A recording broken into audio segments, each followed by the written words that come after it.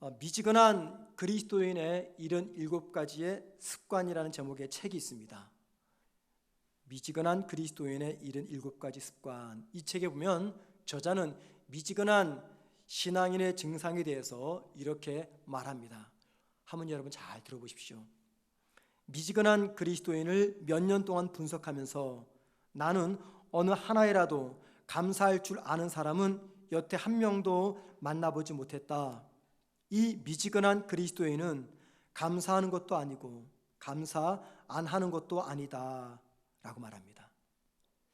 이 책의 저자는 신앙이 뜨겁지도 않고 차갑지도 않아 영적 감동도 없고 아무런 기대가 없는 그리스도인의 신앙생활의 특징을 가리켜서 기쁨과 감사를 잃어버린 삶이다라고 이야기합니다. 기쁨과 감사를 잃어버리게 되면 차지도 않고 덥지도 않는 그냥 미지근한 신앙인이 되고 만다는 것입니다. 여러분, 기쁨과 감사는 함께 하는 것입니다. 기뻐할 때 감사의 고백이 나오고요, 내가 또 감사하게 되면 나도 모르게 기쁨이 터져 나오게 됩니다. 사람들이 언제 기뻐하고 언제 감사할까요?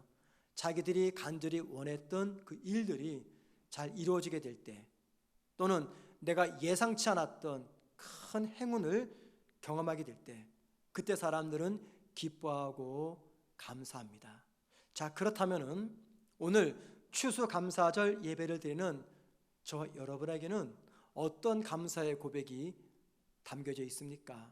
사실 2020년 초부터 지금까지 진행되는 이 코로나 때문에 우리 모두는 힘들게 살아가고 있고, 코로나 때문에 많은 것을 잃어버린 성도들도 계십니다. 자, 그분들에게 무엇이 감사할 조건이 될까요? 행운도 찾아오지 않고, 그리고 내가 원하는 대로 일들도 이루어지지 않고 있는 이런 상황 속에 도대체 무엇이 감사할까요? 해서 저는 목사로서 설교를 시작한 이래 추수감사절 설교를 준비하면서 올해처럼 설교 준비하기가 힘들었던 적은 없었습니다. 사실 오늘 설교 내용을 준비하기가 힘들었던 것이 아니라 몇 주 전부터 곧 추수감사주일이 다가오는데 어떤 감사 내용을 성도들과 나눠야 되겠는가, 이 생각을 하니까요 너무 힘들었습니다. 왜냐하면 코로나 이후에 우리 성도들의 삶이 많이 힘들고 어렵다는 소식을 제가 직접 보기도 하고 듣기도 했기 때문입니다. 성도들의 지금도 힘들게 하루하루 버티는 성도들이 의외로 많이 계신데, 자, 그런 분들에게 추수감사절 예배니까 그래도 감사하십시다 라고 말할 자신이 솔직히 저에게는 없었습니다. 어쩌면 이런 상황 속에서도 감사하자라고 설교한다면 성도 여러분들은 그 설교의 내용을 가리켜 설교자의 지가 하고 싶은 독선이라고도 생각할 수가 있을 겁니다. 그래서 저는 오늘 말씀을 이렇게 한번 생각해 보았습니다. 우리가 그동안 감사했던 감사 고백과 주제와 내용과 달리 믿음 생활하면서 지금껏 제대로 감사하지 못했던 그 주제에 대해서 한번 말씀을 나누면서 2020년 그 어느 때보다 색다른 감사의 고백을 주님께 드렸으면 좋겠다, 그런 생각을 하면서 오늘 말씀을 준비했습니다. 그리고 이 말씀을 준비하면서 제가 본문으로 선택한 것은 우리 예수님의 기뻐하심과 감사하심의 고백이 담겨져 있는 본문 누가복음 10장 21절과 22절입니다. 성경에서 예수님의 다양한 감정들을 기록해 놓았습니다. 그런데 많은 감정 중에 주님이 기뻐하셨다라고 하는 이 기뻐하심의 감정, 그리고 동시에 하나님께 감사하셨다라는 감사의 고백, 이 두 가지를 모두 함께 기록해 놓은 성경은 오늘 우리가 읽은 본문 누가복음 10장 21절과 22절밖에 없습니다. 그러니까는 21절은요 정말 독특하고 특이한 말씀입니다. 예수님의 감정, 기뻐하심의 감정을 유일하게 기록해 놓은 책입니다. 자, 그러면 여러분, 주님이 무슨 이유 때문에 기뻐하셨고 무슨 이유 때문에 감사하셨을까요? 주님께서 기뻐하시고 감사하신 이유는 오늘 본문 21절 중반쯤에 나옵니다. 한번 보십시오. 천지의 주제이신 아버지여, 이것을 지혜롭고 슬기 있는 자들에게는 숨기시고 어린 아이들에게는 나타내심을 감사하나이다. 자, 여기 21절 제일 첫 부분에는 이런 말이 있죠. 예수께서 성령으로 기뻐하시되, 주님이 기뻐하셨고, 또 21절 뒷부분에 보니 감사하셨다. 무엇 때문에 기뻐하셨고 감사하셨다 합니까? 이것을 어린 아이들에게 알려주셔서, 이것을 어린 아이들이 알게 하셔서 기뻐하고 감사하신 겁니다. 주님이 말씀하시는 어린 아이들은 누구를 말할까요? 예수님의 제자들을 말합니다. 그러면 이것이란 무엇일까요? 이것을 가리켜 22절에서는 모든 것이라고 말합니다. 모든 것. 그리고 22절 뒷부분에 가서는 이것들과 모든 것을 가리켜 하나님의 계시라고 이야기합니다. 자, 그러니까는 우리 주님이 기뻐하셨고 하나님께 감사하셨던 이유는 하나님께서 하나님의 계시를 주님의 제자들에게 보여주시고 알려주시고 깨닫게 하셨기 때문입니다. 자, 하나님의 계시가 무엇입니까? 하나님의 계시란 하나님의 뜻 또는 하나님의 말씀이라고 말할 수가 있습니다. 그런데 하나님의 말씀을 듣는다고 해서 모든 사람들이 그 말씀을 깨닫거나 이해하는 것이 절대 아닙니다. 하나님의 말씀을 들을 때 깨닫고 이해하는 사람이 있습니다. 그들을 가리켜 하나님께서 특별히 선택하신 하나님의 백성이라고 이야기합니다. 하나님께서 특별히 선택하신 자들이 하나님의 말씀을 듣습니다. 그걸 가리켜 하나님의 계시라고 이야기합니다. 자, 오늘 본문 앞에는 어떤 사건이 기록되어 있냐면 예수님께서 12 제자들을 포함해서 약 70명 정도를 둘씩 짝을 지어서 이스라엘 전역으로 전도 여행을 보냈습니다. 제자들은 전도 여행을 하면서 귀신 들린 자에게서 귀신이 떠나가는 것을 목격을 했습니다. 그리고는 주님께 돌아와서 흥분된 목소리로 그들이 보고 들은 귀신이 떠났던 그 이야기를 전합니다. 자, 그러자 주님께서는 20절에서 귀신이 떠나간 것 때문에 기뻐했던 제자들을 가리켜서 말하기를, 너희들이 귀신을 쫓아낸 것 때문에 기뻐하는데 그것 때문에 기뻐하지 말고 너희의 이름이 하나님 나라에 기록된 것으로 인해서 기뻐해라 말씀하십니다. 여기 주님이 하나님 나라에 기록된 것이라고 말할 때 뭘 말할까요? 요한계시록의 말씀에 의하면 하늘나라 생명책에 제자들의 이름이 기록된 것을 이야기합니다. 자, 하늘나라 생명책에 제자들의 이름이 기록됐어요. 그런데 정작 제자들은 그 사실을 몰랐습니다. 왜 몰랐을까요? 그것은 하나님의 비밀이었기 때문입니다. 하나님만이 알고 있는 하나님의 비밀이었어요. 그런데 하나님께서 그 비밀, 즉 하나님의 계시를 지금 제자들에게 주님을 통해서 알려주셨습니다. 그래서 주님은 제자들이 하나님의 비밀, 하늘의 계시를 듣고 깨닫고 알았기 때문에 그 사실 때문에 지금 기뻐하며 감사하고 있는 것입니다.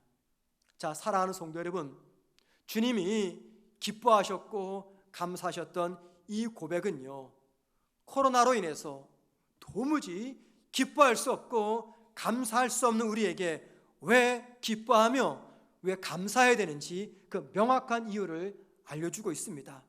성도는 세상 사람들이 듣지 못하고 깨닫지 못하는 하나님의 계시를 듣는 사람입니다. 세상 사람들은 땅의 소리를 들어요. 그러나 저와 여러분은 하늘의 소리를 듣습니다. 세상 사람들은 하늘의 비밀을 모르지만 저와 여러분은 하늘의 비밀을 압니다.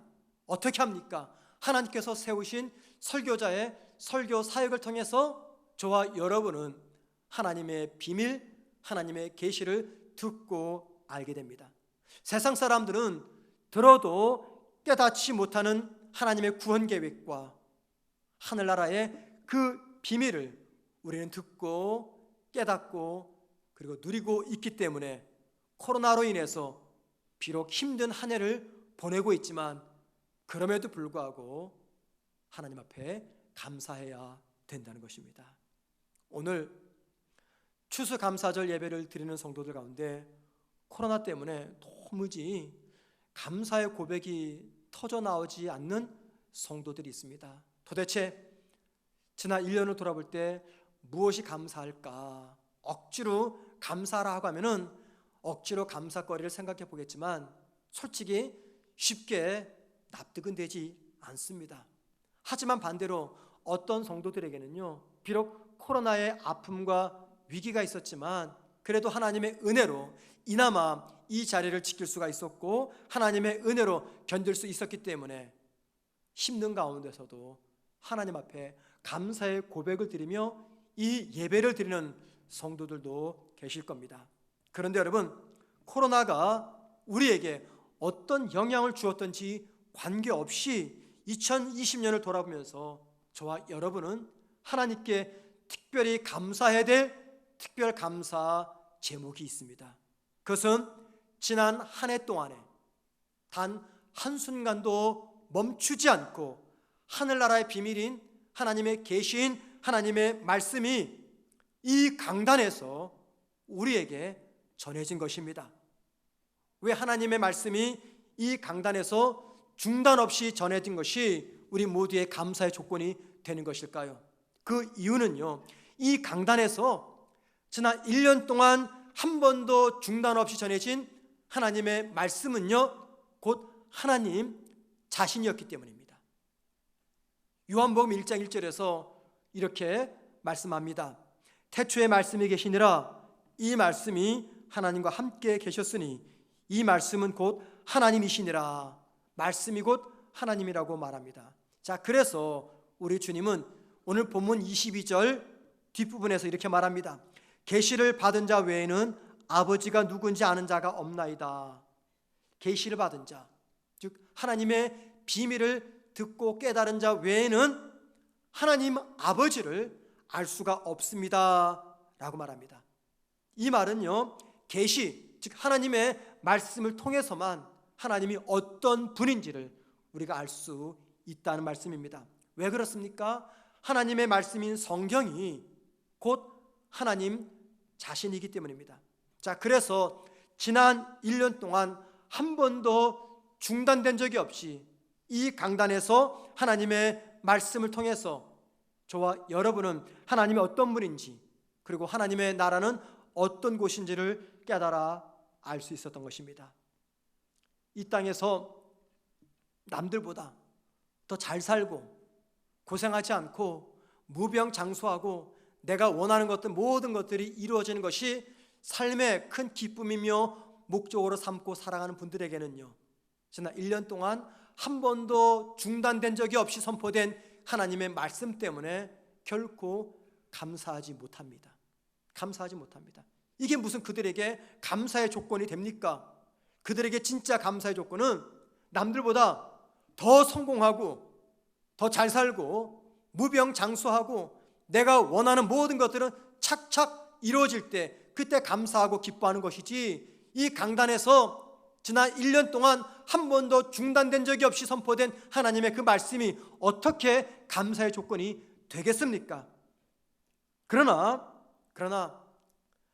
이 땅에서의 살아가는 삶의 목적이 나를 창조하시고 나를 구원하신 하나님을 만나며 그 하나님과 깊이 교제하는 것이라고 한다면요, 단 한 번도 중단된 적이 없이 이 강단에서 선포된 그 하나님의 말씀을 들었던 것, 그것이야말로 내 생애 지난 2020년을 돌아볼 때 가장 큰 축복이요 감사였다고 기뻐하면서 고백하게 될 것입니다.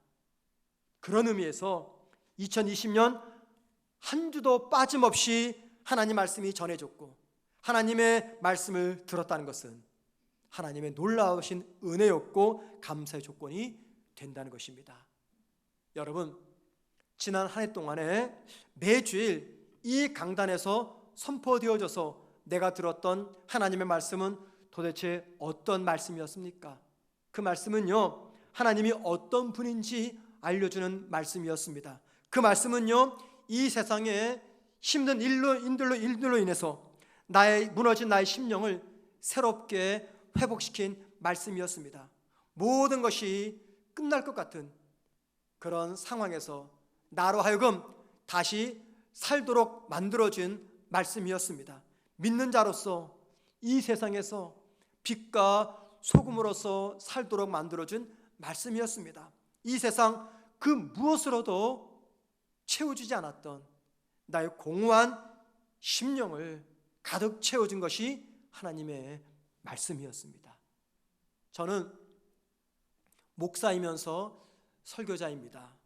제가 하나님 앞에서 말씀을 전하는 이 설교자가 되어갈 때 내가 어떤 설교자가 될까 제가 혼자 고민하면서 각오를 다질 수 있었던 한 사건, 계기가 있었습니다. 지금으로부터 약 31년 전의 일입니다. 당시 저는 경기도 부천의 중동에 있는 한 교회에서 교육전도사로서 주일학교 학생들을 지도하고 있었습니다. 지금은 없지만요, 그때는 주일학교도 오후 예배가 있었습니다. 오후 2시에 아이들이 모였습니다. 오후 2시 예배가 다 끝나고 나서 3시 이후에 담임선생님과 주일학교 부장집사님과 저와 함께 결석한 아이들의 가정을 신방하곤 했습니다. 매주일 오후 때마다. 그 당시 주일학교 부장집사님은요, 무역업을 하시는 분이었어요. 그분의 사무실은 서울 종로에 있었습니다. 그분은 집이 중동이었기 때문에 매일마다 월요일부터 토요일까지 이른 새벽 직장에 출근하였고 꼭 새벽 출근길에 새벽 학원에 등록해서 일본어를 배웠던 분입니다. 그리고 주일에는요, 주일 새벽부터 9시 어린이 예배, 11시 어른 예배, 예배가 끝나면 또 성가대 연습, 성가대 연습이 끝나면 오후 2시 주일학교 예배, 주일학교 예배가 끝나면 3시 반부터 한 1시간이나 2시간까지 결석 어린이 신방을 합니다. 그 모든 신방이 끝나면 잠시 집으로 가셨다가 저녁 식사를 하고 저녁 7시 어른 예배를 드리기 위해서 또 교회로 달려옵니다. 아마도 과거 우리 모두가 그렇게 신앙생활을 했었던 거죠. 어린이 신방을 하면서 제가 그분에게 이렇게 한번 질문해 보았습니다. 집사님, 일주일 동안 직장생활 바쁘게 하시고 하루 쉬는 주일에는 교회에서 새벽부터 밤 늦도록 봉사하고 섬기시는데 월요일이 되면 피곤하지 않으십니까? 물어보았어요. 그랬더니 그분 집사님께서 이렇게 저에게 대답을 하셨습니다. 전도사님, 사실 너무 피곤합니다. 너무 피곤합니다.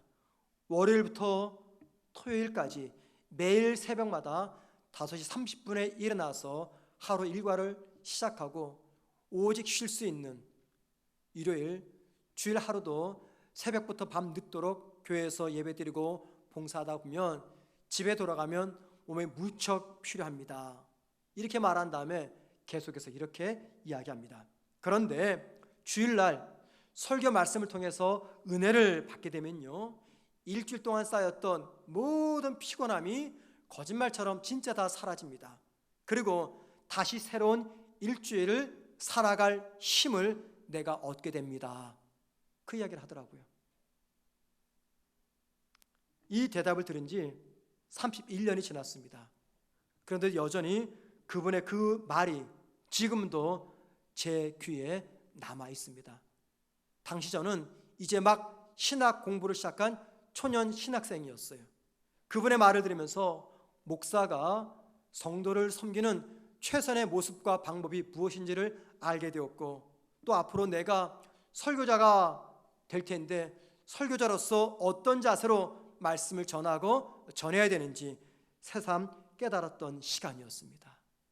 자, 여러분, 도대체 설교를 통해서 받는 은혜가 어떤 은혜이기 때문에 그 말씀으로 육체의 피곤도, 삶의 고난도, 인생의 아픔도 이겨낼 수가 있는 것입니까? 도대체 설교를 통해서 받는 은혜가 어떤 은혜이기에 말씀을 통해서 은혜를 받으면 일주일 동안 쌓여 있었던 피곤함이 거짓말처럼 다 사라지고 눈앞이 캄캄할 정도로 인생길이 불확실한 가운데서도 마치 모든 것을 다 가진 자처럼 환한 미소로 이 땅을 살아가게 되는 것입니까? 도대체 설교를 통해서 은혜를 받는다는 것이 무엇이기에 죽을 것 같은 씹는 현실 속에서도 다시 살고자 하는 용기와 의욕을 우리가 갖게 되는 것입니까? 도대체 설교를 통해서 은혜를 받는 것이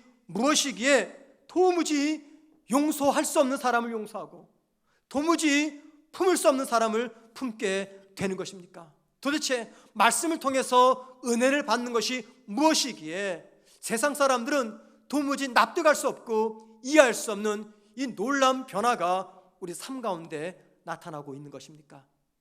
이유가 무엇입니까? 누가복음 19장에 보면은요, 삭개오 이야기가 나옵니다. 그 삭개오의 이야기를 통해서 이 궁금증에 대한 답을 찾을 수가 있습니다. 삭개오의 인생의 최고 목적은요, 가능한 한 많은 돈을 모으는 겁니다. 그리고 그 목적을 이루기 위해서 같은 동포들의 재산을 세금이라는 명분하에 착복을 했습니다. 돈을 모을 수만 있다면 같은 동족들이 자기를 향해서 매국노라고 비웃어도 괜찮았습니다. 자, 그랬던 그가 자신의 재산 중에 절반을 가난한 사람들에게 나누어주고 세금의 명목으로 사람을 속여서 돈을 빼앗았다면 4배로 되돌려주겠다고 말씀합니다. 누가복음 19장 8절 말씀 보십시오.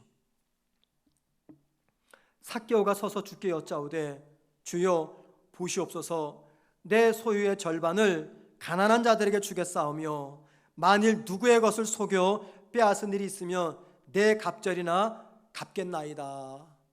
자, 여러분, 이 말씀은요, 우리가 흔히 말하는 천지개벽과도 같은 일입니다. 천지개벽과도 같은 이 삭개오의 변화가 어떻게 가능했을까요? 그 말씀 앞에 있는 누가복음 19장 5절이 그 답입니다. 예수께서 그곳에 이르사 쳐다보시고 이르시되 삭개오야 속히 내려오라, 내가 오늘 내 집에 유하여야 하겠다 하시니, 삭개오는 자신의 집을 방문해서 자신과 교제하겠다는 주님의 말씀을 듣습니다. 오늘 우리식으로 표현하자면 예배 중 선포되는 하나님의 말씀을 듣는 중에 성령께서 이 삭개오의 마음을 만지신 겁니다. 말씀을 듣는 중에 성령께서 이 삭개오의 마음을 움직인 거예요. 여러분, 바로 이것이 궁금증에 대한 답입니다. 성도들이 하나님의 말씀을 듣고 새롭게 변하는 이유와 성도들이 하나님의 말씀을 듣고 이전과는 완전히 다른 새로운 존재로 태어나는 이유는요, 선포되는 하나님의 말씀을 통해서 말씀이신 하나님을 만나기 때문입니다. 나의 상한 마음을 만지시고 내 상처를 치유하시고 내 아픔을 위로하시고 나에게 소망을 주시는 그 하나님을 선포되는 말씀을 통해서 우리가 경험하기 때문에 삭개오뿐만이 아니라 오늘 저와 여러분의 삶 가운데서도 이 천지개벽과 같은 그런 놀라운 변화가 일어나고 있는 것입니다. 제가 다시 한번 여러분에게 여쭤보겠습니다. 2020년 지난 10개월 동안 이 강단에서는요, 한 주도 중단 없이 하나님의 말씀이 선포되었고 여러분들은 그 말씀을 들었습니다. 바로 그 사실 때문에 마음과 뜻과 정성을 다해서 하나님께 감사한 적이 있었습니까? 다른 사람에게는 감춰졌던 이 계시의 말씀이 설교자의 설교를 통해서 나에게 전해짐으로 그로 인해서 내가 나와 함께 하시는 하나님의 임재를 경험하고 선포되는 그 말씀을 통해서 내가 회복이 되는 그 은혜 때문에 하나님을 향해서 기뻐하며 감사한 적이 있었습니까? 마치 사업이 성공한 것처럼, 마침 내 자녀가 원하던 직장에 취직을 하고 원하던 대학에 합격을 한 것처럼, 마치 내 육체의 심각한 질병이 회복된 것처럼 그런 기쁨과 감사함으로 지난 1년 동안 단 한 번도 중단되지 않고 선포된 이 말씀 때문에 감사하며 기뻐한 적이 있었습니까? 2020년 우리가 살아온 지난 한 해를 돌아보면은요, 우리 가정에 슬픔, 아픔, 상처가 많았습니다. 내가 원하는 소망은 아직도 이루어지지 않고 있습니다. 힘든 이 경제적인 사정이 언제쯤이면 나아질지 그 끝이 보이지도 않습니다. 재정적인 어려움은 계속해서 지속되고 있습니다. 육신의 건강 역시 회복될 기미가 보이지 않고 있습니다. 그래서 2020년 추수감사절 예배가 다른 사람은 몰라도 적어도 나에게는 별 의미가 없이 느낄 수가 있습니다. 그럼에도 불구하고 지난 1년 동안 단 한 번도 중단된 적이 없고 이 강단에 선포된 하나님의 그 말씀 때문에 저와 여러분은 감사해야 됩니다.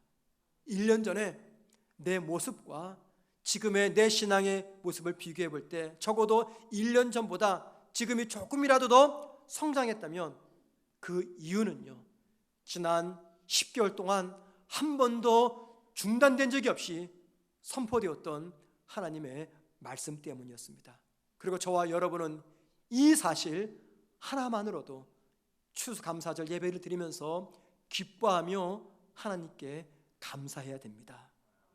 그동안 저는 목회를 하면서 목회를 그만두고 싶을 때가 종종 있었습니다.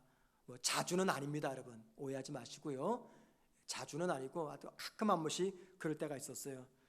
그럴 때 대부분의 경우는 설교와 관련돼서였습니다.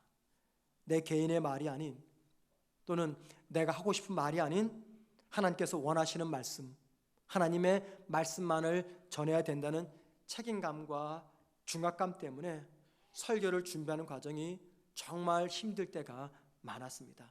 무엇보다 제가 준비해서 전하는 이 설교와 나의 삶이 일치하지 않을 때는요, 정말 고통스럽고 힘이 들었습니다. 저에게 설교할 자격이 없다는 것을 성도 여러분들은 모르실 겁니다. 하나님은 저의 모든 것들을 다 알면서도 눈 감아 주시니까 하나님도 모른다고 말할 수 있을 겁니다. 그런데 저는 제가 설교할 자격이 없다는 것을 잘 압니다. 그래서 이 설교 준비를 하는 내내 저는 제 자신과 싸웁니다. 그러는 너는 잘하고 있니? 너나 잘하지 그래. 그런 이야기가 제 내면에서 계속해서 들립니다. 그래서 말씀을 준비할 때 깨닫는 하나님의 그 말씀이 열리고 깨달아지는 그 말씀 때문에 기뻐할 때도 있지만 때로는 지옥 같은 고통을 느낄 때도 있습니다. 그리고 설교 준비가 잘 안 될 때나 혹은 준비한 설교를 전할 자신이 없을 때에는요, 솔직히 그 주일에는 설교를 쉬고 싶어요. 설교를 안 하고 싶어요. 여러분 그런 심정을 이해하십니까? 목사가 설교를 쉬고 싶을 때, 2008년 12월 19일 영국의 한 신문에서 난 기사 이야기입니다. 12월 18일 영국의 이지젯이라고 하는 저가 항공의 기장은요, 비행기를 몰고 프랑스 드골 공항에 착륙을 불과 몇 분 앞둔 시점에서 자기는 착륙할 자격이 안 된다고 착륙하지 않고 출발했던 영국의 카디프 공항으로 다시 회항한 사건이 있었습니다. 기가 막힐 노릇이죠. 그 결과 많은 승객들이 피해를 입었다고 합니다. 그런데 항공사 측은요, 기장이 영국의 카디프로 다시 회항한 것은 적절한 선택이었고 항공사는 그의 결정을 100% 지지한다고 발표했습니다. 자, 이 기장은요, 조종사 경력이 30년이나 되는 베테랑 조종사입니다. 30년 경력의 베테랑 기장이 프랑스의 드골 공항 앞에서 착륙을 포기하고 다시 회항한 이유는요, 그때 드골 공항에 짙은 안개가 끼어져 있었기 때문입니다. 원래 그 기장이 운전했던 비행기 기종은요, Q300이었어요. 그런데 그날 운전했던 비행기 기종은 Q400이었습니다. 300에서 400으로 바뀌면서 Q400을 극심한 안개 속에서도 잘 착륙할 수 있는 기술과 훈련을 다 배워야 되는데 다 마치지 못한 것이었어요.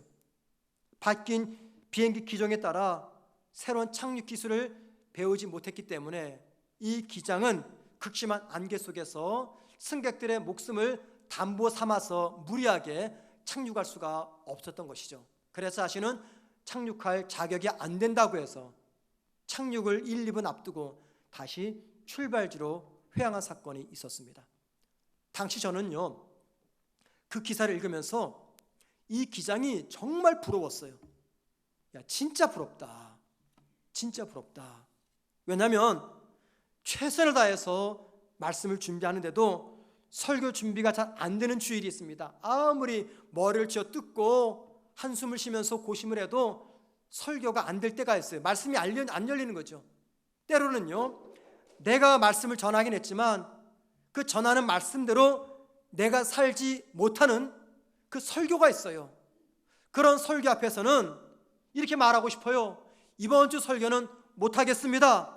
오늘은 그냥 여러분 성경 읽는 것으로 끝냅시다 라고 말하고 싶을 때가 종종 있습니다. 자, 만약에 제가 여러분에게 그렇게 말한다면 여러분들은 어떻게 저를 생각하시겠습니까? 이 항공사처럼 그 기장의 선택을 존중하며 지지하시겠습니까? 제가 설교를 못하겠습니다. 오늘은 그냥 마태복음 1장부터 10장까지만 읽고 마치겠습니다 라고 하는 저의 제안을 여러분들은 합리적인 제안 그리고 그럴듯한 제안이라고 받아들이면서 넘어가시겠습니까? 설교를 중단한 저를 여러분들이 지지해 줄까요? 아닐 겁니다. 아닐 거예요. 이렇게 여러분들은 저한테 말할 겁니다. 일주일 동안 설교도 준비 못한 게으른 목회자, 목사에게 설교는 기본인데 그 기본마저도 못하는 무능한 설교자, 책임감 없는 설교자, 온갖 비난을 저에게 쏟아 부을 겁니다. 여러분, 오해하지 마십시오. 제가 이런 말씀을 드리는 이유는 설교자의 고충을 알아달라는 설교자의 변을 여러분에게 전하는 것이 절대 아닙니다. 제가 설교를 했든 혹은 우리 부목사님들이, 강도사님이, 전도사님들이 설교를 하셨던 여러분들은요, 적어도 지난 한 해 동안에 단 한 번도 중단 없이 이 강단에서 하나님의 말씀을 들었습니다. 설교자들은 설교 준비가 되든 안 되든 관계없이 주일이 되면 설교를 해야 됩니다. 그 설교 내용이 너무 부담돼서 피하고 싶은 설교에도 피할 수 없이 그 설교를 해야 됩니다. 목사들은 설교하기 힘들다고 해서 설교를 중단할 수가 없습니다. 목사는요, 주중에 아무리 바쁘고 주중에 아무리 아파도 주일이 되면 말씀을 어김없이 전해야 됩니다. 심지어는요, 휴가를 떠나면서도 컴퓨터와 책 보따리를 들고 휴가지로 갑니다. 그리고 휴가지에서 저녁 늦게 불빛이 비춰지는 곳을 찾아서 설교 준비를 해야 됩니다. 그러는 과정 속에 솔직히 짜증도 납니다. 이게 뭔가, 내가 지금 쉬러 와서 이게 뭐 하는 거지? 화도 납니다. 그런데 여러분, 그것으로 끝나지 않아요. 주일이 되었습니다. 예배 중에 말씀을 듣는 여러분들의 모습을 보게 되면 그때 쌓였던 모든 속상함은 다 사라지게 되고 나도 모르는 감사의 고백이 터져 나옵니다. 왜 그런지 아십니까? 적어도 저에게는 이 부족한 설교를 들어줄 수 있는 여러분들이 계시기 때문입니다. 내가 아무리 열심히 최선을 다해서 말씀을 준비해서 전하려고 해도 그 말씀을 들어줄 성도가 없다면 제가 어떻게 말씀을 전할 수가 있겠습니까? 그래서 매주마다 힘들게 말씀을 준비하지만 이 말씀을 들어줄 여러분이 계시기 때문에 저에게는 여러분들의 감사의 조건입니다. 지난 2020년 10개월 동안 한 번도 여러분들은 저 혼자 말씀을 전하도록 남겨두지 않았어요. 심지어 코로나 사태 때문에 모두가 다 온라인으로 예배드릴 때 우리 장로님들이 설교자인 저를 위로하기 위해서 이 자리를 지켜주셨습니다. 그런 분들이 계시기 때문에 저는 말씀을 준비하고 전할 수가 있었던 거죠. 여러분도 마찬가지입니다. 교회에서 예배를 드리지 못하지만 가정에서라도 어떤 성도들은 가족들이 방해하니까요 스마트폰을 들고 자동차에 가서 혼자 조용히 그 예배를 드렸다는 그런 성도들도 제가 있음을 알고 있습니다. 그런 성도들이 계시기 때문에 비록 말씀을 준비하는 시간이 힘들고 비록 휴가 중에도 말씀 전하는 것이 짜증나지만 돌아오면은요 여러분이 저에게 감사의 조건이 되기 때문에 다시 한번 감사의 고백을 하나님께 드릴 수가 있는 것입니다. 2020년 한 해 동안에 여러분은 단 한 번도 중단된 적이 없이 선포된 하나님의 말씀 때문에 감사하고 있으십니까? 지난 한 해 동안에 단 한 번도 중단 없이 하나님의 말씀이 선포된 것이 여러분 모두에게 감사의 조건이 되기를 소망합니다. 그래서 이전에는 한 번도 감사하지 못했던 이 감사의 제목이 오늘 추수감사 예배를 드리는 저와 여러분에게 그 무엇보다도 가장 귀하고 소중한 감사의 조건 되기를 소망해 봅니다. 사랑하는 성도 여러분, 여러분들의 그 감사의 이유가 말입니다, 저희 같은 설교자에게는 큰 부담이 됩니다. 너무너무 보잘것없는 이 설교조차도 감사함으로 들어주시고 그 설교 때문에 하나님 앞에 감사하는 여러분들의 그 감사의 고백을 듣게 되면 우리 설교자들은 긴장하면서 말씀을 준비하게 됩니다. 혹 여러분 가운데 이렇게 생각할 수가 있을 거예요. 설교자가 매주일 강단에서 말씀을 전하는 거 그거 당연한 거 아닌가? 그게 저 사람의 직업 아닌가? 그렇게 말할 수가 있을 겁니다. 맞습니다. 당연한 일입니다. 목사는 설교자이기 때문에 매주일 이 강단에서 하나님 말씀을 전해야 됩니다. 그런데 여러분, 그래서 감사하자는 겁니다. 기적 같은 특별한 일 앞에서는요 우리 모두가 다 감사할 수 있지만 당연한 사실 앞에서는 감사를 놓쳐버립니다. 강단에서 중단 없이 말씀이 전해지는 것 그건 당연합니다.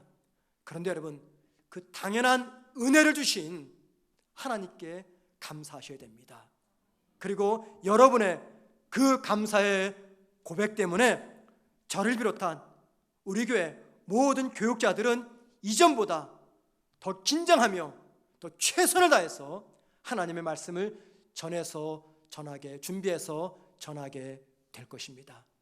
지난 10달 동안 한 번도 중단된 적 없이 하나님 말씀이 선포된 것, 이 사실 하나만으로도 2020년 그 어느 때보다 더 기뻐하며 감사하며 주님을 찬양하는 저와 여러분 되기를 주님의 이름으로 축원을 드립니다.